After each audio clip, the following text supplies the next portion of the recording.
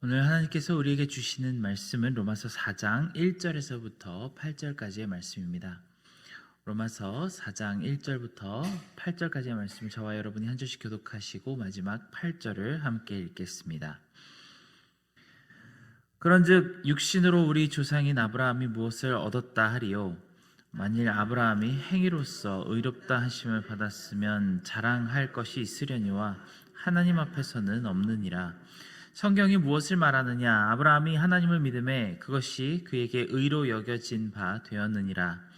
일하는 자에게는 그 삭시 은혜로 여겨지지 아니하고 보수로 여겨지거니와 이를 아니할지라도 경건하지 아니한 자를 의롭다 하시는 이를 믿는 자에게는 그의 믿음을 의로 여기시나니 이란 것이 없이 하나님께 의로 여기심을 받은 사람의 복에 대하여 다윗이 말한 바 불법이 사함을 받고 죄가 가려짐을 받는 사람들은 복이 있고 주께서 그 죄를 인정하지 아니하실 사람은 복이 있도다 함과 같으니라. 아멘. 바울은 로마서의 첫 3장에 걸쳐서 모든 인간이 처한 절망적인 상황에 대해서 굉장히 길고 자세하게 그리고 확실하게 전달했습니다. 어떤 문제에 대해서 이야기할 때 많은 사람들은 듣는 사람들을 배려해서 조심스럽게 말을 할 수도 있고 조금 문제를 축소해서 표현할 수도 있습니다. 어찌 보면 그것이 우리 모든 사람들이 죄의 문제에 대해서 이야기할 때 취하는 모습이 아닌가 합니다. 분명 죄의 싹은 사망이고 그 사망은 한순간에 일어나는 일이 아니라 영원히 그 긴 시간에 걸쳐 일어나는 일임에도 불구하고 많은 사람들은 죄를 바라볼 때 그리고 죄에 대해서 이야기할 때 마음이 상하지 않을 정도로 조금은 작고 별것 아닌 것처럼 이야기하게 마련입니다.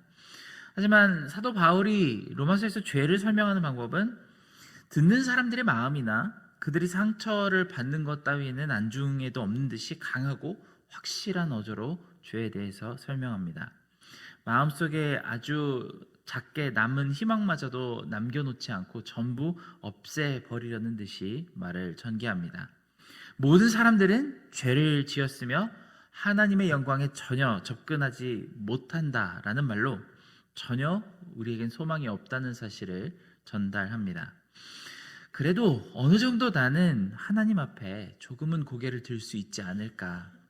내 죄가 깊기는 하지만 그래도 하나님의 심판대 앞에서 조금은 참작을 받을 수 있는 것이 없을까 하는 생각이 있다면 그럴 가능성은 전혀 없다는 것을 명확히 말하는 것이 사도 바울이 로마서의 첫 3장을 설명하는 방법입니다.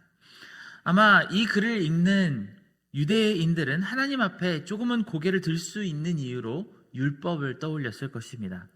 자신은 할례를 받았고 절기를 지켰으며 언약의 징표를 몸에 가지고 있기 때문에 그래도 조금은 면제를 받지 않을까 생각을 했습니다.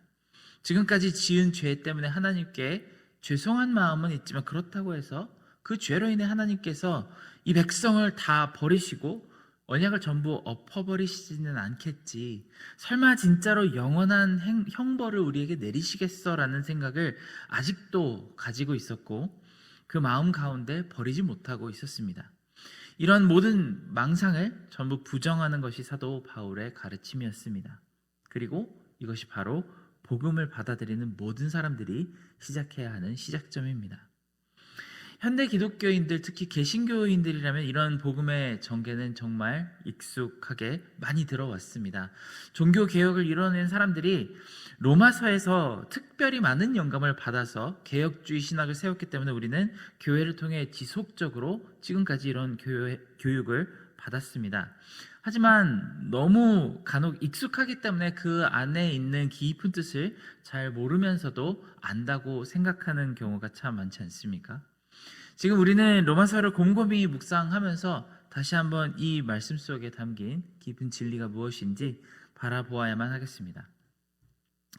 당시 초대교회 안에 있는 유대인 성도들에게는 로마서가 전하는 이 말씀이 아마 하늘과 땅이 뒤집어지는 것 같은 충격으로 다가올 수밖에 없었을 것입니다. 지금까지 너무나도 당연한 진리라고 생각해왔던 모든 것이 부정당하고 새로운 질서가 소개되는 것과도 같은 그런 느낌으로 이 말씀을 들었을 것입니다. 마치 옛날 말에 원효대사가 캄캄한 동굴에서 마신 물이 너무나도 시원하고 달았는데 이튿날 아침에 보니 그 물은 해골에 고인 물이었다는 것과 같은, 그런 커다란 충격에 빠진 것 같은 그 마음이 이 유대인 성도들에게도 전달되었을 것입니다. 이 유대인들은 스스로를 천국으로 이끌고 하나님의 언약이 약속한 상급을 받게 해주리라고 굳게 믿었던 이 율법의 행실은 사실 죽음과 심판이라는 극독의 독극물이었다는 사실을 알게 되었습니다. 이 말씀을 들은 유대인들은 어떤 마음으로 이 로마서의 말씀을 받아들었을까요? 아마 세상이 무너지는 듯한 충격을 받았을 것입니다. 그럼 이 눈앞에 있는 십자가와 부활의 구속은 어떻게 사람들에게 은총을 전달할 수 있을까요? 차라리 지금까지 해왔던 것처럼 율법을 지키고 상급을 쌓고 마치 우리가 크레딧 카드에 포인트 쌓듯이 그렇게 열심히 노력을 하다 보면 그리스도의 부활이 점점 우리에게 다가오는 그런 가르침이었다면 너무나도 편안하게 이해할 수 있었을 것입니다. 몸은 조금 고생하겠지만 그래도 딱히 우리 지식으로 납득하지 못할 것도 아니고 마음을 다잡고 결심하면 도전해볼 만한 목표물처럼 그렇게 구원을 받아들일 수 있습니다. 하지만 사도 바울의 가르침은 그런 여지를 조금 더 남겨두지 않습니다. 모든 사람들은 절대로 단 한 발자국도 하나님의 영광에 다가갈 수가 없습니다. 그들이 지금까지 수천 년 동안 의지해왔던 율법의 행실로는 특히나 불가능하다고 말합니다.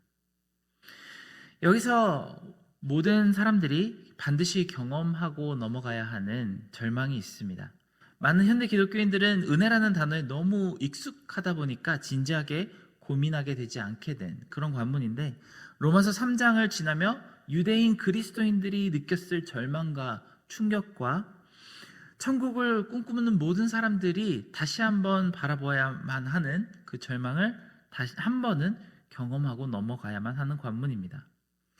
마치 영롱한 도자기가 만들어지려면 수천도의 가마에 들어가지 않으면 절대 만들어질 수 없고, 명검이 만들어지려면 풀무불과 망치질을 피할 수 없는 것과도 같은 이치가 이 말씀 속에도 담겨 있습니다. 이런 혼란 속에서 아마 많은 유대인들은 바울에게 정말로 반박하고 싶은 말들이 많았을 것입니다. 이 말을 곧이곧대로 받아들이고 싶지 않은 마음이 있었을 것이고, 어떻게 그렇게 율법을 그렇게까지 무시할 수 있냐고 따지고 싶은 마음이 가득 들어 있었을 것입니다. 그때 바울은 아무도 반박하지 못할 변론을 꺼내기 시작합니다. 율법이 없었는데도 의로움을 받은 한 사람, 그의 행실과는 아무 상관이 없이 은혜를 완전히 받은 한 사람의 예를 소개합니다. 그것이 오늘 본문에 나오는 아브라함입니다. 성경에 나오는 거의 모든 등장인물들은 그 행실에 따라 은혜를 받거나 형벌을 받았습니다. 아담과 하와는 그 죄로 인해 죽음의 형벌을 인류의 최초로 받았고, 가인은 그 벌이 7배나 더 강해진 사실을 우리는 볼 수 있습니다. 반대로 노아나 욥이나 에녹, 다니엘 같은 사람들은 그들의 행실로 인해 하나님께 은혜를 받았다고 주장할 만한 여러 가지 배경이 등장합니다.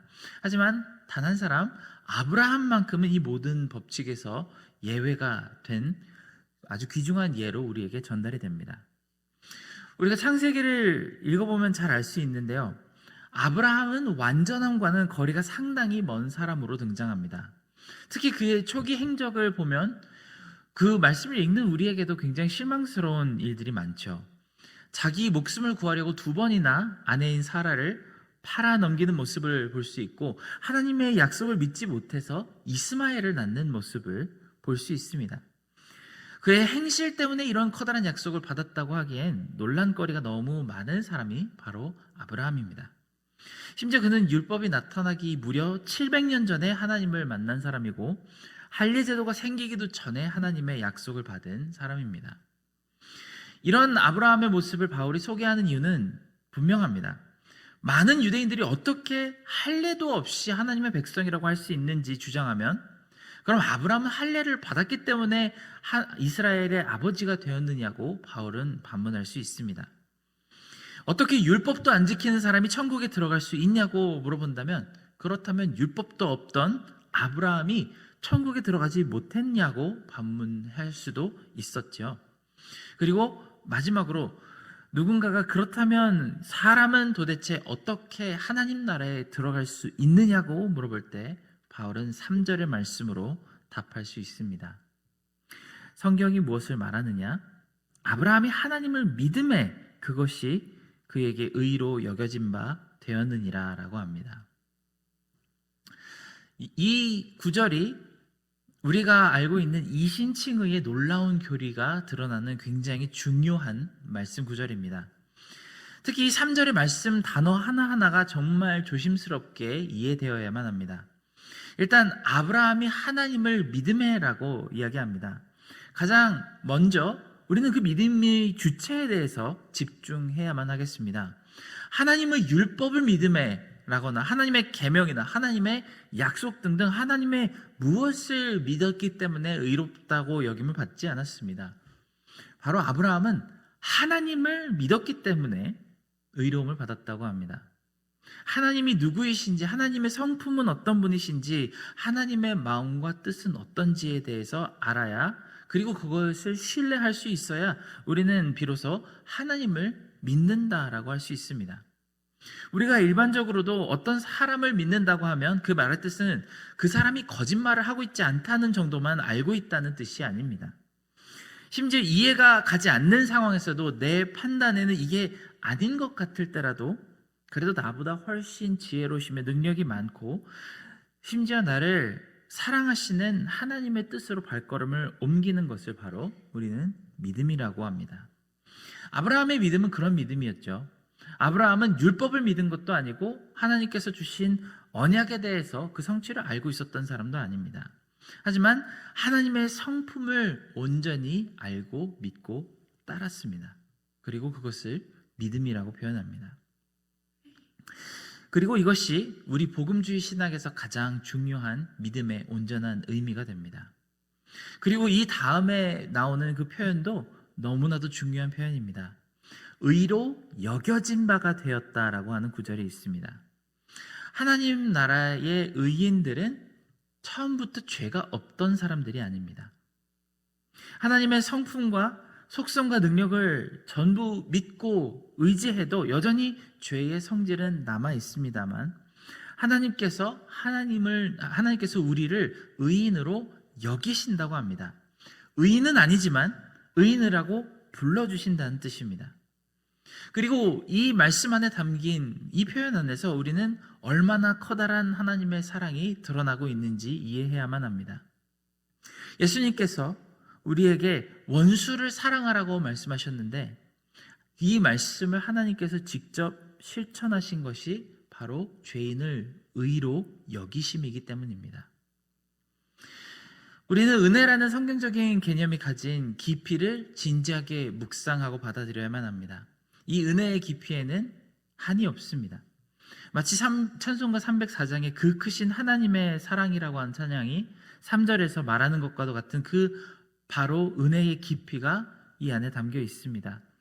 하늘을 두루마리 삼고 바다를 먹물 삼아도 다 기록할 수 없는 하나님의 사랑이 이 은혜 안에 담겨 있습니다.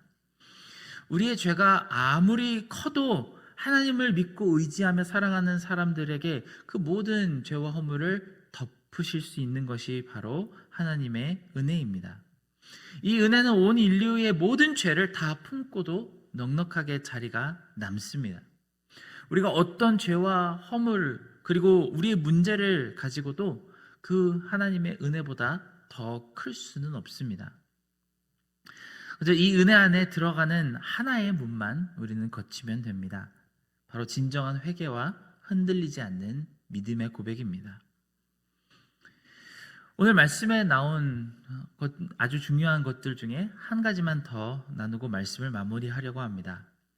많은 사람들이 오해하는 것처럼 성경이 말하는 믿음은 우리 마음의 상태가 아니라는 것을 짚고 넘어갔으면 좋겠습니다. 우리 마음의 상태는 오전과 오후가 달라집니다.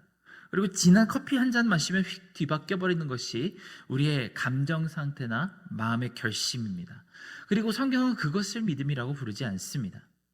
우리가 익숙하게 받아들이는 그 믿음이라는 것이 만약에 우리의 마음 상태라고 한다면 오늘 이 본문이 말씀하는 것처럼 그 믿음을 천국의 열쇠라고 부를 수가 없습니다. 만약에 그런 마음의 상태가 천국의 열쇠라고 한다면 우리는 도저히 불안해서 살 수가 없을 것입니다. 셰익스피어의 햄릿이라는 작품을 보면 이런 장면이 있습니다. 자기 아버지이자 선 왕을 죽이고 왕위를 찬탈한 삼촌 클로디우스 왕에게 피해 복수를 다짐한 햄릿이 어느 날엔가 우연히 그 클로디우스 왕이 혼자 아무도 없는 자리에서 간절히 기도하는 모습을 발견하게 됩니다. 햄릿은 순간 감정이 북받쳐서 칼을 들어 찌르려고 하다가 멈칫하게 됩니다. 경건하게 기도하고 있는 그 원수를 찔러 죽이면 곧바로 그를 천국으로 보내줄 거라고, 그건 복수가 아니고 축복을 내리는 것이라고 생각을 합니다. 그래서 햄릿은 클로디어스가 가장 추악한 모습으로 하늘도 엄벌을 내릴 수밖에 없는 악을 행하는 그 순간에 죽이겠다고 다짐을 합니다. 기도하다가 죽으면 천국에 가고 죄를 짓다가 죽으면 지옥에 간다면 우리는 도저히 불편해서 살 수가 없습니다. 또한 죽음의 순간이 다가올 때 그 한순간에만 강력한 믿음을 발휘하고 평소엔 멋대로 살아도 될 거라는 아주 이상한 생각이 들게 됩니다. 하지만 우리는 사실 너무 자주 햄릿과도 같은 믿음에 대한 굉장히 큰 오해를 가지고 살아가게 됩니다. 성경은 진정한 믿음을 바로 하나님과의 올바른 관계라고 꾸준히 우리에게 가르칩니다. 우리가 누군가의 관계를 설명을 할 때 내 마음속에 한순간 일어나는 결단이나 의지력이라고 생각하지 않습니다. 믿음은 서로를 향해 마음을 나누는 깊은 관계를 뜻하고 속뜻을 이해하는 지혜이며 언제 어떤 모습으로 나타나도 반갑게 맞아줄 수 있는 그 신뢰를 의미합니다. 일시적인 것이 아니라 지속적이며 변하지 않는 것을 바로 성경이 말하는 믿음이라고 합니다. 하나님에게 이런 신뢰가 있어야지 가장 마음속 깊이 숨겨진 어두운 죄악마저도 솔직히 꺼내어 하나님께 내어놓고 인정받고 용서받을 수 있습니다. 바울은 이 마지막 구절에서 시편을 인용하며 이렇게 이야기합니다. 불법이 사함을 받고 죄가 가려짐을 받는 사람들은 복이 있고 주께서 그 죄를 인정하지 아니하실 사람은 복이 있도다 함과 같으니라. 오늘 우리 하루의 삶을 살아가는 가운데 믿음이 무르익어가는 그런 시간이 되시기를 기원합니다. 하나님을 온전히 믿고 지금까지 마음속 깊이 묻어두었던 그 죄와 허물 그리고 우리 모든 근심거리를 전부 내려놓으며 치유하심을 받는 시간이 되시기를 축원합니다. 함께 기도하겠습니다.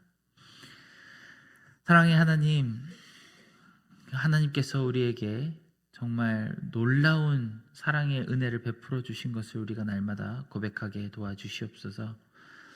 그리고 우리의 믿음을 강하게 붙들어 주시되 우리가 마음의 결단으로 믿는 믿음보다는 하나님의 마음을 알고 하나님을 신뢰하여 우리 마음속에 있는 가장 어두운 죄악마저도 아버지께 꺼내어 드리고 사함을 받고 용서받을 수 있는 그런 축복된 죄인이 되게 하여 주시옵소서.